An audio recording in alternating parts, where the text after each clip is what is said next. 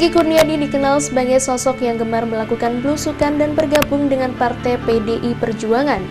Saat ini Hengky Kurniadi maju sebagai calon legislatif DPR RI Dapil Surabaya Sidoarjo yang memiliki 7 sisi yang dibutuhkan oleh masyarakat Indonesia saat ini. Seniman, pengusaha, pecinta budaya, memiliki gaya belusukan, berteman dengan semua kalangan, dan pembawaan yang tenang. Sebagai seniman tentunya menjadi dirinya ikut berpartisipasi dalam pagelaran seni khususnya di Surabaya.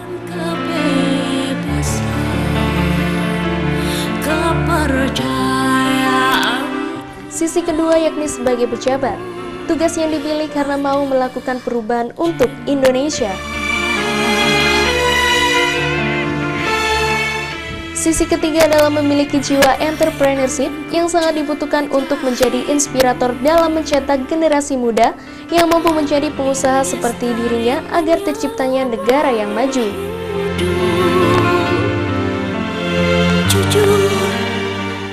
Sisi keempat adalah sebagai pecinta budaya. Budaya merupakan ciri khas yang dimiliki oleh setiap bangsa. Sosok Hengky Kurniadi masih aktif dan membuktikan dirinya sebagai pecinta budaya dengan mengikuti ajang seni dan pertunjukan wayang.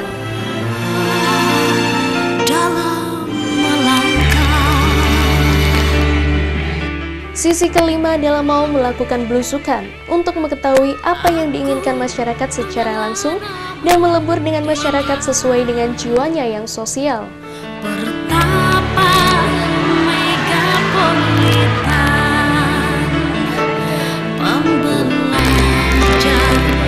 Sisi keenam adalah berteman dengan semua kalangan melalui hal yang diminati oleh beliau, yakni di bidang olahraga seperti catur.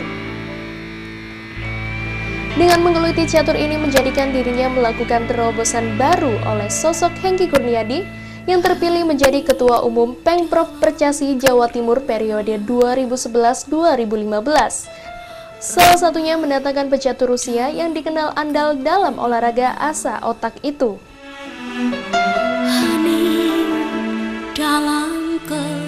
Sisi ketujuh adalah pembawaan yang tenang. Pemimpin yang handal adalah bagaimana mereka yang dapat menyampaikan pesannya dengan baik kepada masyarakat. Hal ini merupakan karakter yang dimiliki oleh Hengky Kurniadi.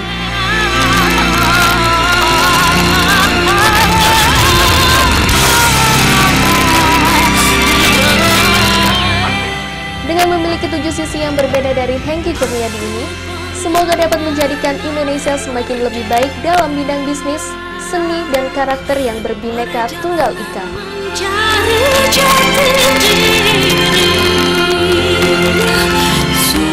Rakyat yang dibutuhkan sama Indonesia saat ini yang pasti itu orang yang bekerja buat rakyat. Jadi hasilnya sudah ada, sudah kelihatan, nggak nunggu jadi anggota legislatif dulu misalnya terus baru kerja, baru bikin perubahan, tapi memang sudah mengerjakan. Sehingga rakyat itu, masyarakat punya tolok ukur, tahu, oh dia sudah begini, sudah begitu. Jadi nggak membeli kucing dalam karung. Artinya nggak aji mumpung ya? Yang betul, nggak aji mumpung. Kita udah tahu bahwa memang punya visi buat masyarakat dan jelas, visinya jelas. Oh, kita sudah bisa lihat, ada hasilnya, sudah ada. Yang pasti yang seorang wakil rakyat perlu miliki gitu ya. Budaya lah, kalau bukan budaya Indonesia ya sama aja. Yang pasti dia selalu bergerak dari budaya Indonesia, karena kita udah punya budaya sendiri. Gitu. Dan itu sudah sesuatu yang luar biasa sebagai bangsa, itu budaya yang luar biasa. Jadi kita nggak perlu bawa-bawa budaya dari luar misalnya. Ya kita udah punya kok. Dan itu, dan ketika ada orang-orang yang mau berbasis budaya dan sudah menunjukkan hasilnya, pergerakannya di situ, menurut saya itu salah satu salah satu acuan yang baik. Pak Hengky sendiri menurut Bapak seperti apa? Bapak pertama kenal kapan Pak? Pak Hengky? Ya, lebih kurang 10 tahun yang lalu. 10 tahun yang lalu. Ya. Jadi Pak Hengky ini sosok yang luar biasa. Walaupun dia seorang pengusaha sukses, tapi beliau ini betul-betul menggeluti budaya, seni budaya Indonesia digeluti. Tujuannya apa? Agar budaya kita itu tidak tercerabut. Karena satu bangsa, kalau budayanya sudah tercerabut, habislah bangsa itu. Jadi Pak Hengki berjuang sejak awal melalui jalur ini. Ya, jadi melalui kesenian, melalui budaya. Itu perjuangan yang sangat-sangat luar biasa dan dibutuhkan oleh bangsa ini. Karena apa seperti tadi yang saya sebut, kalau seni budayanya sendiri sudah tercerabut, habis bangsa ini. Karakternya nggak ada, Pak ya? Karakternya nggak ada. Jadi dengan majunya Pak Hengki, ini juga harapan kita semua bisa memberikan dukungan, karena kami betul-betul mengetahui dengan pasti sosok Pak Hengki. Cukup lama ya, lupa berapa lama, tapi cukup lama dan cukup intim sebagai kawan, sebagai saudara dalam harapan, dalam berkesenian. Dia orang yang peduli pada kesenian, saya kebetulan orang yang bergerak di bidang kesenian, musik dan teater.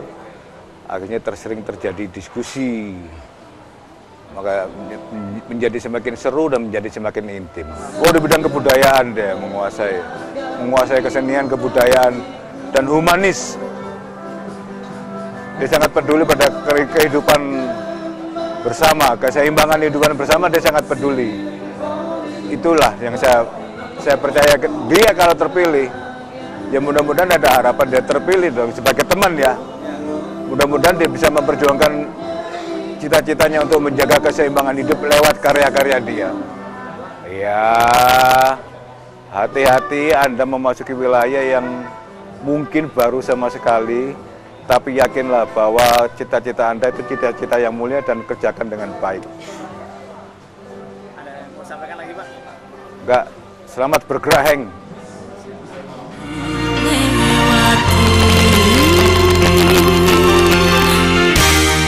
Sosok Hengki Kurniadi yang gemar belusukan kali ini mengunjungi wilayah Dupak Bangunrejo yang juga dijuluki Kampung 1001 Malam. Berikut rekaman perjalanan Hengki Kurniadi bersama Agung Laksono.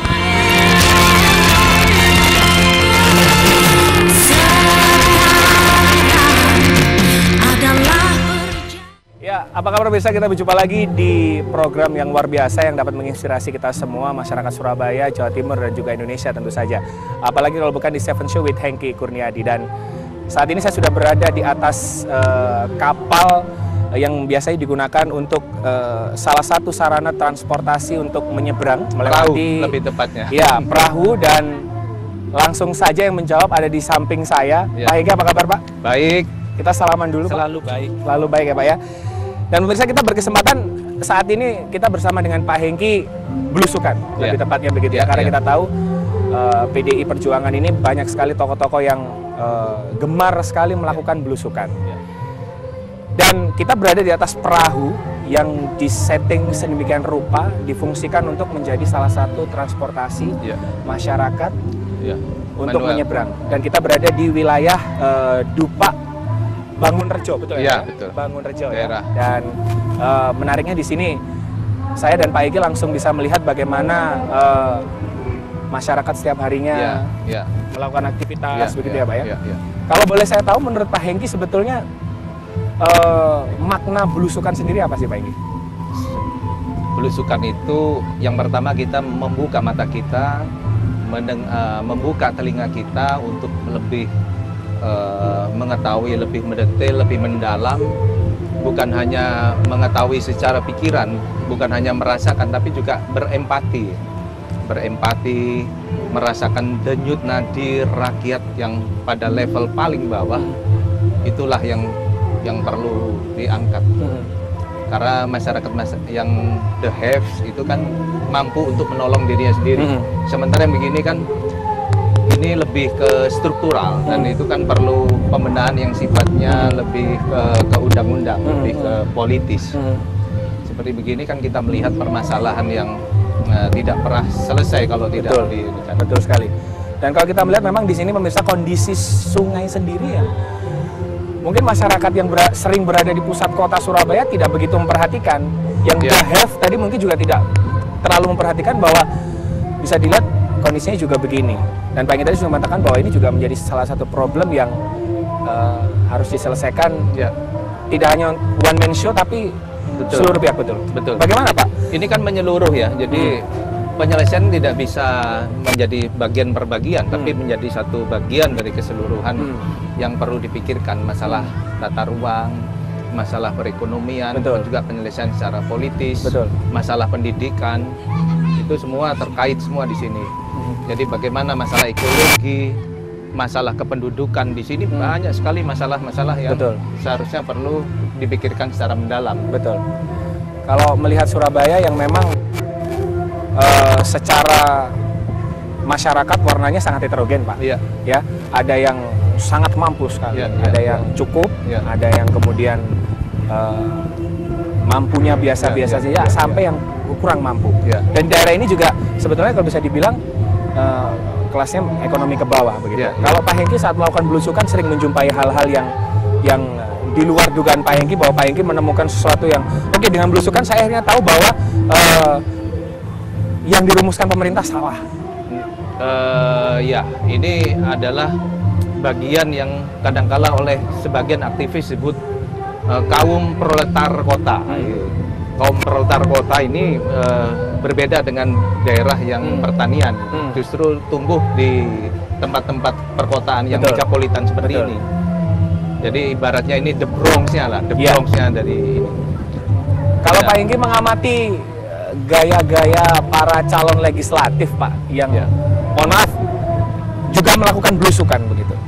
Ini seperti apa, Pak? Ini Kalau memang saya di apakah- sini kan bukan pertama kali. Betul. Saya melihat ini karena sebagai warga kota Surabaya saya harus tahu keseluruhan tentang Surabaya dan Sidoarjo. Saya sendiri sering mengadakan festival internasional ya, Iya. festival kesenian. Ketika orang-orang asing itu saya sembunyikan hal-hal begini. Orang-orang asing itu saya bawa ke tempat-tempat yang jalan-jalan bagus. Saya menyewa kapal untuk melihat pinggiran kota Surabaya sampai di bawah jembatan Suramadu. Itu semua tempat-tempat yang indah yang saya pamerkan pada orang luar negeri. Tetapi masalah ini kita harus segera berpikir untuk bisa mempunyai solusi bagaimana mempercepat untuk mengurangi masalah kekumuhan ini. Menurut Pak Hengki dengan Dan cara ini problem kita bersama, bukan hanya problem Betul. warga di sini, ini adalah Betul. problem warga kota Surabaya secara keseluruhan sebenarnya. betul dengan cara turun langsung ke masyarakat itu bisa, Pak. Setidaknya itu ada suatu empati dan kita itu terkejar berusaha untuk mencari solusi masalah begini. Kita ada bahan untuk berbicara kepada pemerintah, kepada para pengusaha, kepada lingkungan kampus, bagaimana kita bisa mengatasi permasalahan seperti ini. Selama ini Setidaknya mengurangi Ya. masalah. Selama ini dengan Pak Hengki belusukan, meskipun sebelum nyalek, Pak, Iya. ya, Iya. apakah Pak Hengki juga sudah pernah sharing dengan berbagai pihak bahwa saat belusukan Pak Hengki menemukan bahwa ini ada kejadian begini loh, Pak? Ya. Pernah tidak? Saya selalu menceritakan kepada mereka bagaimana masalah kekumuhan di perkotaan, dan salah satu penyelesaian adalah pembangunan vertikal ya. Pembangunan Karena vertikal. pembangunan vertikal itu mau tidak mau, suka atau tidak suka, kita cepat atau lambat harus mulai dilakukan pembangunan vertikal.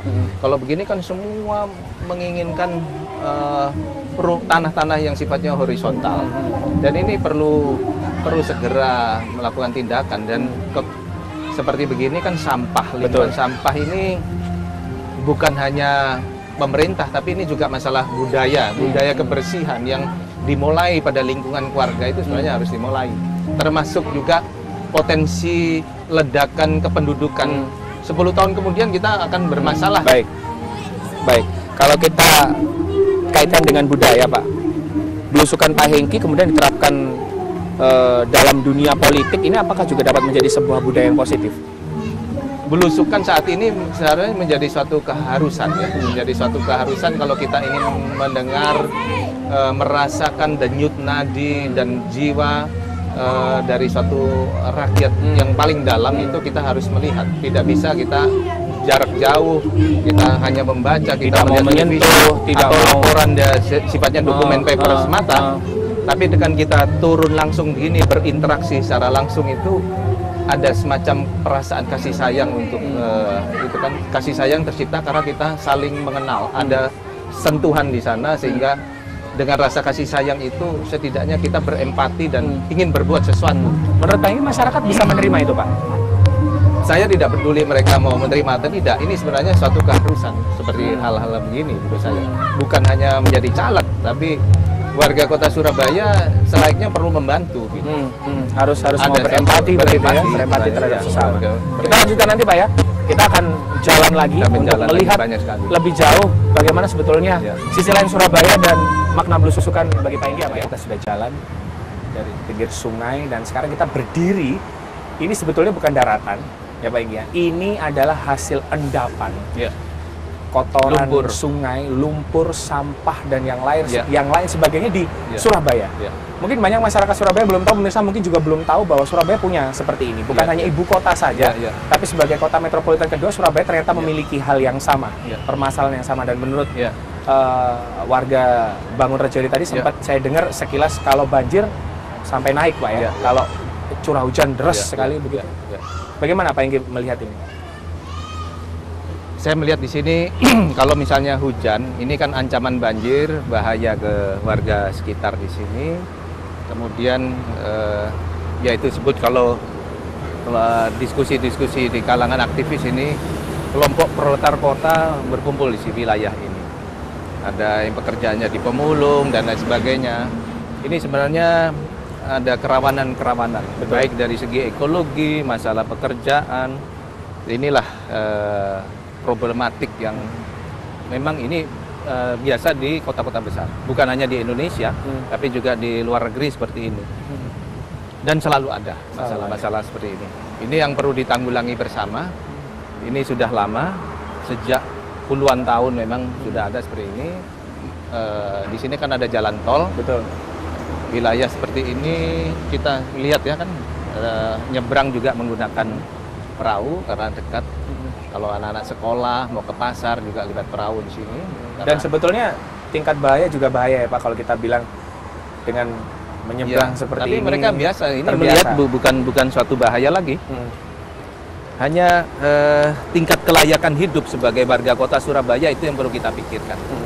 Kalau misalnya juga mungkin kamera bisa menangkap di belakang sana ada anak-anak kecil. Ya. Anak-anak penerus bangsa, calon penerus bangsa yang Ya. terpaksa mereka dibesarkan di lingkungan yang seperti ini. Ya. Bagaimana Pak Hengki kalau melihat hal seperti ini, kalau ya mengejutkan? Bukan mungkin kita tidak terkejut, tapi banyak yang melihat begitu. Ternyata Surabaya ada begini. Bagaimana Pak? Ya ini ibaratnya kalau seorang gadis cantik di sini ada satu bisul yang ditutup ya. Jadi padahal itu perlu diselesaikan. Perlu diselesaikan. Kalau anak-anak kecil ini masalah gizi, pendidikan. Tapi kadangkala ada keajaiban-keajaiban. Justru tumbuh ada anak yang luar biasa dari perkampungan semacam ini, yang punya keuletan, yang punya kepandian luar biasa dan tumbuh akan menjadi pemimpin besar. Bisa tumbuh dari lingkungan seperti ini. Kalau mengamati dari sisi hidup layak, kita kaitkan dengan tata ruang. Ya. Dengan hal yang seperti ini Pak, ya saya sendiri secara pribadi mengatakan bahwa ini tata ruang yang salah. Yang seharusnya dari dulu saat sudah mulai menjamur ada 1, 2, 3 sudah segera diselesaikan biar tidak seperti ini.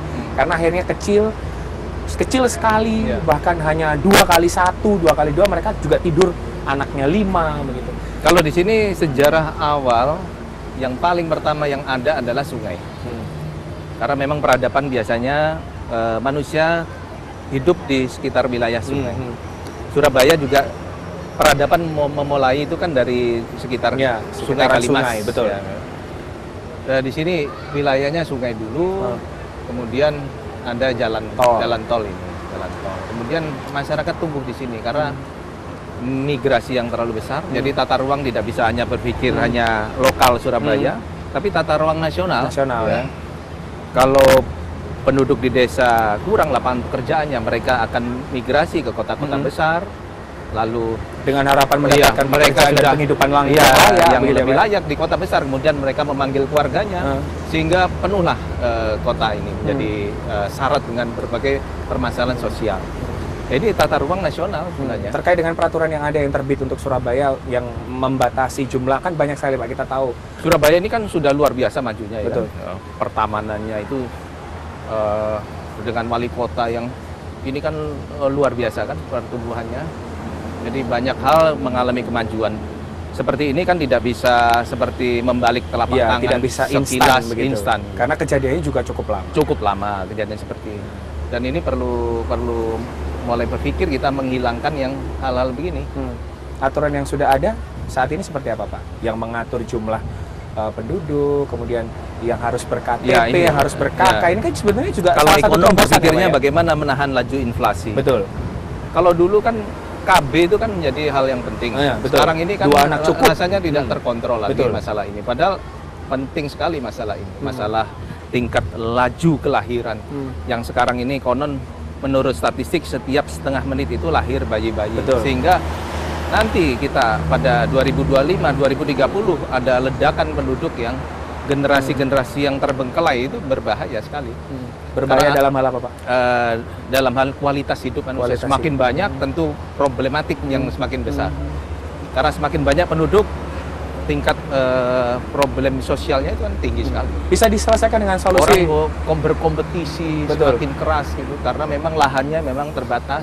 Nah, hal seperti itu apa bisa diselesaikan dengan solusi penataan tata ruang yang lebih baik? Oh iya, pasti. Karena Lihat itu Surabaya, solusi tata ruang itu yang sebenarnya penting. melihat Surabaya, Sidoarjo juga berkembang loh Pak. Kalau kita lihat Sidoarjo Iya, ini luar biasa, luar pesat. biasa, iya. Industri juga mulai luar Iya, biasa iya, di sana. iya, iya. Kemudian perumahan, Iya, iya.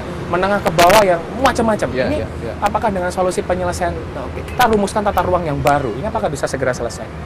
Oh tidak bisa, tentu seperti itu kan tidak sederhana. Perlu orang-orang yang ahli. Jadi tata ruang itu bukan hanya berpikir secara arsitektur semata. Tata ruang ini juga menyangkut sosiolog di sana, ekonom, lalu berbagai bidang ilmu. Bersatu mereka bagaimana membuat adil bagi stakeholder yang ada di seluruh masyarakat. Kan? Berarti memang proses kemudian perumusan sebuah peraturan baru ini juga menjadi satu keterkaitan yang tidak bisa dipisahkan. Terutama masalah kedekatan antara misalnya pertanian, ya tempat yang menghasilkan bahan mentah, bahan baku, kemudian itu bagaimana menjadi diproses, itu kan perlu dekat. Baik. Kalau enggak biaya transportasi itu tinggi sekali, sehingga kita tidak kompetitif. Dengan pasar pun kita perlu mendekat. Nah itu kan semua diatur oleh tata ruang. Tapi kalau saling berjauhan, ini kan menjadi ekonomi yang berbeda tinggi. Harus ada seseorang yang mengusung itu ke Senayan. Ya itu kerja kolektif, bukan kerja perorangan, kerja kolektif untuk membuat. Luar biasa.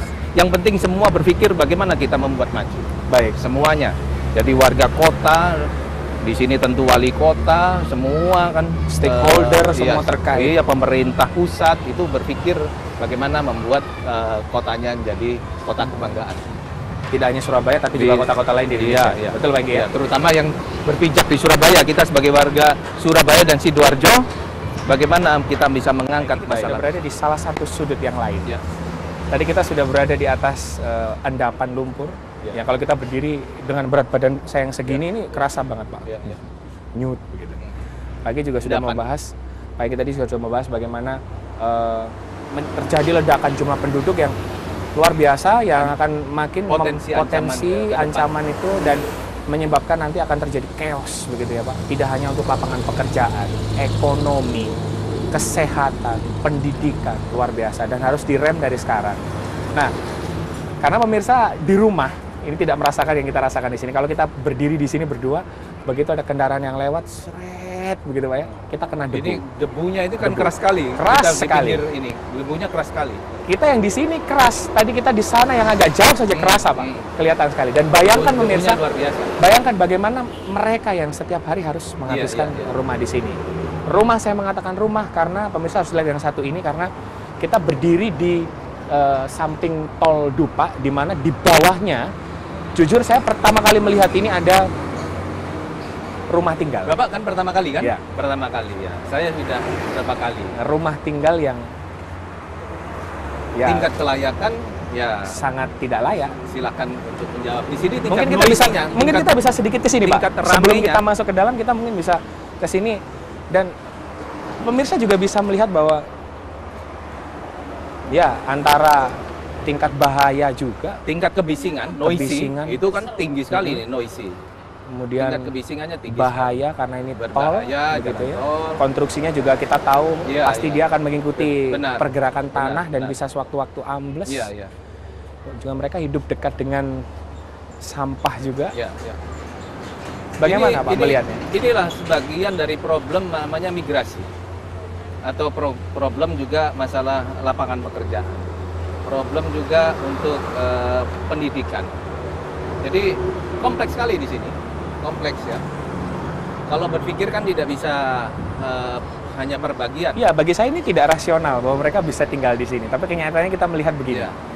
Dan Luar biasa. terbiasa kan gitu. Mereka terbiasa sekali. Survive gitu mereka. Jadi inilah potret masyarakat perkotaan, dan ini di Jakarta kan banyak begini. Menurut Pak Hengki ini sudah meledakkah? Dengan begini ini apakah sudah meledak? Ya belum lah. Ini sebagian kecil dari Imbas, ya? Surabaya. Jadi tidak. Ini termasuk yang termasuk parah ya. Tempat lain tidak begini, Soalnya Pak Hengki Surabaya. juga pernah bilang ada sebab, ada akibat, Ya, begitu ya. ya. Karena ada sebab, ada akibat, ruang yang terlalu ya. sempit, akhirnya mereka mencari itu. Ya. Naluri Tidak ya? bisa disalahkan pemerintah daerah. Naluri ya Pak ya? Ini dari secara nasional tidak. Baik, sekarang kita coba untuk lebih jauh lagi masuk ke dalam. Saya dan Pak Hengki saya yang jujur saja terus terang mengikuti Pak Hengki. Kalau turun, kalau masuk harus menunduk. Kita coba Pak ya, masuk ke oke, dalam. Silakan. Mari pemirsa. Ini menjadi sebuah pengalaman baru bagi saya. Bu. Luar biasa. Ini Seksi mas. harus sopan. Ada sopan yang menunduk ini. Ini luar biasa. Sebetulnya pengap juga. Belum lagi kalau hujan. Ya ini seperti begini. Oke. Buat Kalau di rumah. sini agak sedikit lega karena tinggi sekali. Coba kita tengok. Ya ini alas kepala. Kamar mandinya, MCK-nya. Rolling door, Ini MCK. rolling door. Rolling door mas, rolling. Beri gini MCK-nya. Ini digunakan berapa kepala keluarga di Iya, dalam ini sini? dikatakan MCK. Itu pokoknya umum. Seperti apa Pak melihat begini? Menurut Pak Ege bagaimana? Ya tingkat kelayakannya ini Ya. sebagai seorang warga Surabaya untuk bertempat tinggal ya. Saya tidak perlu menjawab, silahkan sendiri menilai bagaimana, apakah layak atau tidak. Solusinya Ini bagaimana bagian- Pak sebetulnya kalau begini nih? Solusinya menurut Pak Hengki bagaimana Pak? Dan memang tidak mudah, perlu ada satu kesadaran bersama untuk memindahkan mereka dalam rumah susun, itu yang paling pas. Rumah susun menjadi sesuatu hal yang paling, tapi seringkali orang banyak tidak suka dengan kata rumah susun. Padahal rumah bangunan vertikal itu kan bukan hanya rusun, apartemen itu tempat tinggalnya Ya, itu sebetulnya juga kelompok the haves, itu orang-orang juga kaya vertikal. juga apartemen vertikal. Iya, sama-sama Vertikal dengan itu bentuknya menjadi rumah salah satu susun, ya. jawaban di kemudian hari. Kalau tidak, semua pembangunan memerlukan tanah secara horizontal. Pulau Jawa ini penuh dengan bangunan. Jadi pembangunan vertikal itu memang menjadi suatu kata kunci. kalau warga yang tinggal di sini mau, tapi kemudian ditarik biaya bagaimana untuk rusun Pak? Sedangkan Iya, kita tahu tentu ada subsidi. Justru negara itu kan tidak bisa hanya berpikir ekonomi pasar ya. Justru ada subsidi kepada warga-warga yang memang masih belum beruntung. Itu disuplai dengan yang hasil pajak dari seluruh rakyat Indonesia. boleh kita masuk lagi ke dalam Pak.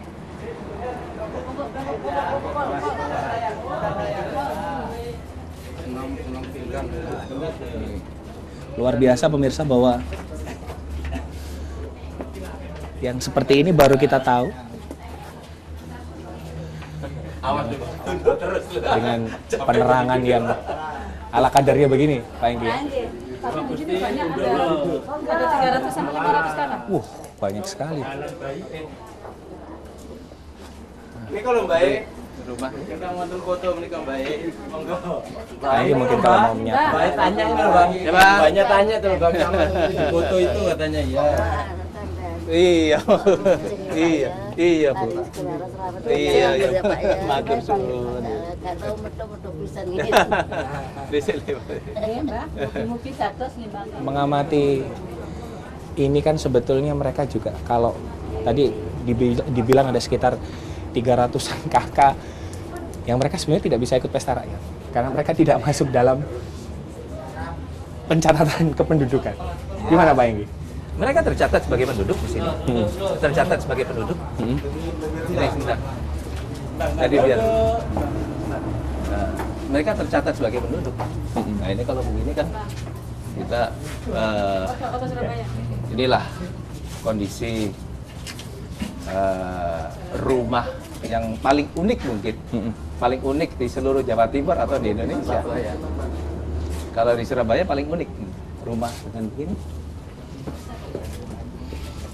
Nih, kalau mungkin saya di sini 2 bulan saja saya sudah sakit pinggang, Pak. Ya, Surabaya pasti akan dia bukan hanya bangunan sendiri ya, terkait dengan pembangunan Jawa Timur, terkait dengan Pembangunan perencanaan nasional, nasional, juga. betul. Karena itu nasional itu sangat penting untuk membangun Surabaya. Langsung sana Pak untuk melihat bagaimana situasinya. Itu ada juga yang begitu. Iya, seperti itu. Jadi ini kan tempat biasa. tinggal seperti ini. Inilah tempat tinggal. Saya sepertinya di sini saja. Iya. Tempat tinggal yang sangat rendah ya. Jadi kalau mau masak di sini. Lalu apa Pak kira-kira nanti yang Pak Hengki bawa untuk menyelesaikan permasalahan yang mungkin Surabaya salah satunya ini, Sidoarjo juga kita pasti tahu ada. Belum lagi kita ngomongin Indonesia. Ya. Apa yang kira-kira dibawa Pak Hengki? Seringkali orang kan tidak memahami bahwa tata ruang itu penting. Kalau sebut revolusi, orang hanya berpikir revolusi Bolshevik, revolusi Perancis, padahal ada revolusi pendidikan di Jepang itu kan, revolusi pendidikan, reformasi Meiji, revolusi penegakan hukum seperti zaman Deng Xiaoping, yang membuat Republik Rakyat Tiongkok itu meningkat pesat, karena penegakan hukumnya itu dilakukan dengan tegas dan konsisten. Nah, revolusi tata ruang ini pernah terjadi ketika zaman kolonial. Jadi ketika itu kekuasaan kan Mataram. Mataram. Jadi Mataram itu struktur pemerintahnya menggunakan namanya adipati. Nah, ketika zaman kolonial itu ingin menaklukkan kerajaan-kerajaan Mataram, dia membuat suatu susunan yang sangat sistematis terkait dengan tata ruang ya. Dengan tata ruang. Jadi dia merekrut yang preman-preman pada waktu itu, orang yang berani. Preman ini yang dijadikan bupati, bukan adipati tapi bupati. Ada Jogoboyonya di sana ya, ada wakilnya, dibikinkan struktur pemerintahan. Kemudian mereka membuat perkebunan-perkebunan sendiri, perkebunan, kemudian pasar, lalu mereka membuat jalan sendiri. Jadi antara daerah pertanian, kemudian dibikinkan jalan dengan pasarnya. Lalu ada pemerintahan dengan struktur baru yang bupati.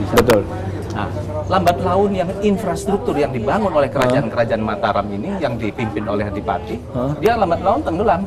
Pasti tenggelam.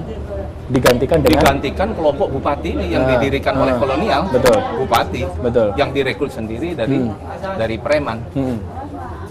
Dengan apa pertaniannya sendiri, lalu dibikinkan jalan baru sendiri, kemudian ada struktur pemerintahan sendiri, bupati, kemudian dengan pasarnya. Jadi orang kan rakyat otomatis lari ke sana karena ada pasarnya. Pertanian juga melihat bentuk yang lebih baik. Jadi lebih loyal kepada bupati.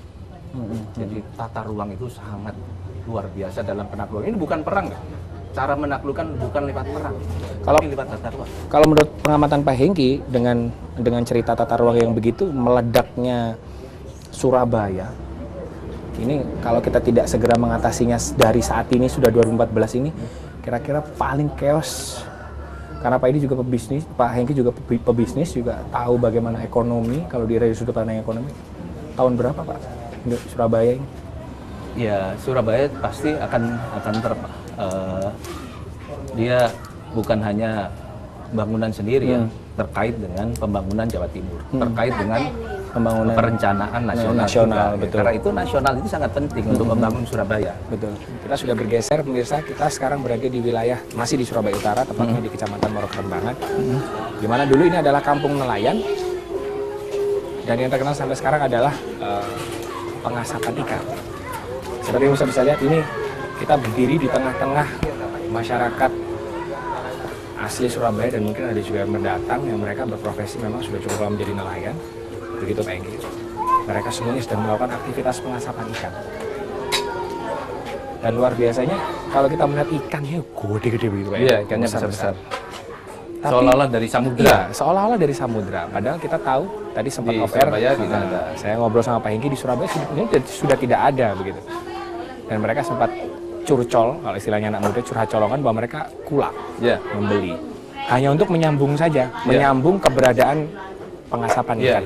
Jadi identitas kenelayanannya itu masih nampak dengan melakukan proses produksi. Betul. Ya. Padahal ada Bahan bakunya juga mereka sudah tidak. ironis begitu. Bagaimana Pak Hengki? Pandangan Pak Hengki?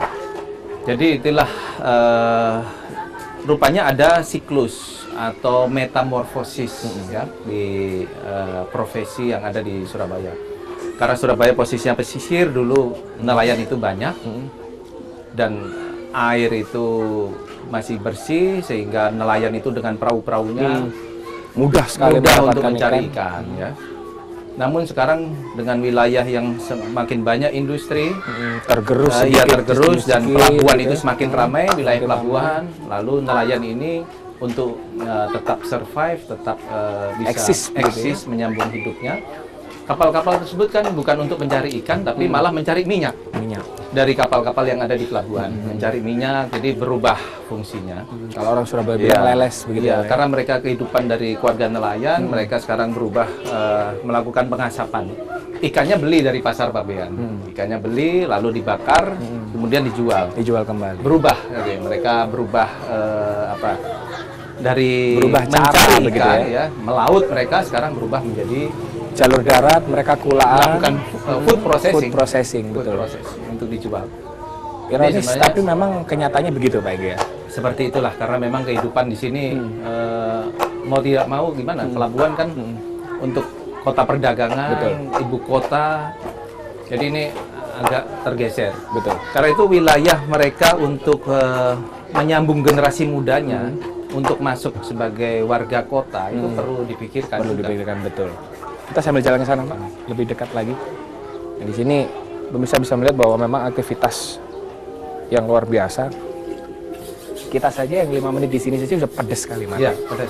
Mereka paru-parunya kuat sekali. Ancaman kesehatan juga sebetulnya. Iya, ancaman kesehatan ini. Oke, kalau misalnya ada perhatian dengan UKM semacam ini, memberikan mungkin proses bagaimana itu teknologinya lebih higienis, lebih modern, dengan pemasaran yang lebih baik, mata pencarian itu akan lebih bagus. Tadi di sana kan ada janda dengan 6 anak, mereka bagaimana survive menghidupi keluarganya dengan melakukan pengasapan. Betul. Luar biasa, warga Surabaya ini ulet dan mereka pejuang-pejuang tangguh sebenarnya. Dan sebetulnya Indonesia juga banyak juga Pak yang uletnya sama, tapi karena kita memang kota pahlawan yang terkenal dengan terengginasnya untuk mereka survive, jadinya tercermin juga ternyata sampai sekarang. Identitas kebudayaannya sebetulnya masih ada. Mencari penghasilan, dan ini sangat luar biasa contoh warga Surabaya itu tidak mau lari pada kriminalitas, mereka terus berusaha bagaimana menyambung hidupnya dengan cara yang positif. Melakukan seperti pengasapan ini luar biasa. Jadi inilah sebuah kota memang yang sangat banyak dengan struggling, betul Pak ya. Pejuang-pejuang yang sangat tangguh. Selain Surabaya, Pak Hengki pengalaman belusukan yang paling tidak bisa dilupakan Pak Hengki yang paling... Saya sering belusuan di hutan-hutan di Papua. Bersama para geologis di sana, kemudian saya masuk ke wilayah-wilayah yang terpencil. Ya mereka dengan baju seadanya, gitu. Jadi saya biasa masuk dengan belusukan ke sana, dan bahasanya itu bahasa daerahnya, dialeknya saya tidak begitu paham. ya. Tidak paham, tapi saya biasa untuk masuk ke wilayah itu. Lalu bagaimana melihat bahwa memang keberagaman itu bisa ditemui Pak Hengki kembali dengan belusukan? Iya. Kemudian Pak Hengki juga pasti mengalami banyak hal. Ada yang sampai benar-benar sedih, begitu ya. Kalau nggak salah kita pernah cerita waktu Pak Hengki mengunjungi salah satu sekolah yang di situ ada bukan satu atau dua, tapi banyak sekali anak-anak penerus bangsa yang autis. Bisa cerita Pak? Ya, di sekolah bibit unggul itu sekarang kan ada sekitar 50-an anak yang autis. Itu luar biasa di sana. Anak-anak yang memeluk saya kaget ketika melihat satu anak autis saja saya kaget. Ini 50 anak menyerbu saya. Ini saya kaget. Tapi dari situ saya merenung betapa pentingnya melahirkan anak-anak yang memang orang tuanya bertanggung jawab untuk ini. Itu kan anak-anak terbuang. Anak-anak yang sengaja dibuang oleh orang tuanya, kemudian dirawat, dipelihara oleh negara. Anak-anak autis yang begitu banyak. Jadi jangan sampai potensi ancaman ledakan kependudukan itu menghasilkan generasi terbengkalai, betul ya. Bagaimana juga masa depan bangsa ini tergantung dari generasi mudanya. Bagaimana membuat merancang masa depan yang lebih baik. Warga Surabaya, warga Sidoarjo itu saya berpikir bagaimana menjadi generasi muda yang berkualitas. Pagi ada pengalaman lucu Pak tentang belusukan yang nggak bisa dilupakan sampai hari ini, mungkin ketemu orang kemudian dikira saudaranya atau apa? Saya sudah terbiasa ya berjalan entah di luar negeri, entah di dalam negeri, baik di kota-kota besar maupun sampai ke desa-desa, bahkan ke hutan-hutan. Itu semua dengan bahasa cinta. Jadi bahasa saya dengan cinta itu, kendala bahasa itu jadi tidak menjadi satu problem. Bisa saya dengan kepala segera, suku yang ada di Papua yang dengan panah yang biasa memanah binatang-binatang yang keras gitu ya, yang kekerasan itu akan luluh dengan adanya bahasa suatu cinta. Dengan suatu ketulusan. Luar biasa. Ini ada suatu komunikasi. Walaupun ada hambatan bahasa, hambatan suku, hambatan apa saja, tapi ketika kita ada suatu komunikasi yang intens, yang ini, itu kan suatu manusia itu sebenarnya punya hati. Ketika kita masuk itu ada suatu touch di sana menarik. Kalau boleh saya simpulkan, sebetulnya makna belusukan bagi Pak Hengki yang diterapkan ke keluarganya, apakah juga iya Pak? Kalau saya sudah membiasakan mereka untuk berjalan kemana-mana, jadi untuk merasakan denyut nadi masyarakat, belajar dengan kehidupan. Belajar di sekolah itu lulus, itu kan masih lulus di kampus. Tetapi keluar dari kampus itu belajar di sekolah kehidupan sebenarnya. Jadi University of Life itu belajar kehidupan ya seperti beginilah, kita langsung berinteraksi dengan masyarakat, kita belajar ekonomi, kita belajar sosial politik, belajar sosiologi, belajar budaya, apapun banyak di situ. Itu sangat menarik. Jadi saya begini banyak belajar.